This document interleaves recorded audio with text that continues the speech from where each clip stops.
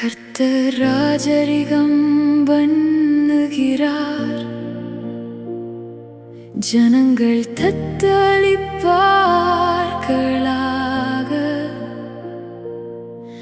அவர் கேருபீன்களின் மத்தியில் வீற்றிருக்கிறார், பூமி அசைவதாக.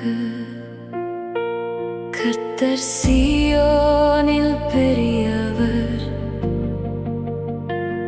அவர் எல்லா ஜனங்கள் மேலும் உயர்ந்தவர். மகத்துவமும் பயங்கரமுமான உமது நாமத்தை அவர்கள் துதிப்பார்களாக.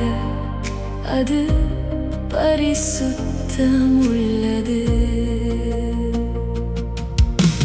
ராஜாவின் வல்லமை நீதியில் பிரியப்படுகிறது. தேவரீர் நியாயத்தை நிலைநிறுத்துகிறீர்.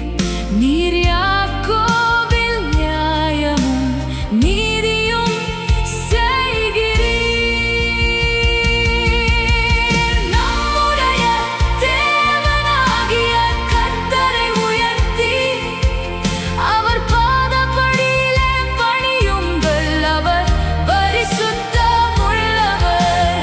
அவருடைய ஆசாரியரில் மோசேயும் ஆரோனும் அவர் நாமத்தை பற்றி கூப்பிடுகிறவர்களில் சாமுவேலும் கர்த்தரை நோக்கி கூப்பிட்டார்கள். அவர் அவர்களுக்கு மறு உத்தரவு அருளினார். மேகஸ்தம்பத்திலிருந்து அவர்களோடே பேசினார். அவர்கள் அவருடைய சாட்சி பிரமாணங்களையும் அவர் தங்களுக்கு கொடுத்த கட்டளையையும் கைக்கொண்டார்கள். எங்கள் தேவனாகிய கர்த்தாவே, நீர் அவர்களுக்கு உத்தரவு அருளினீர்.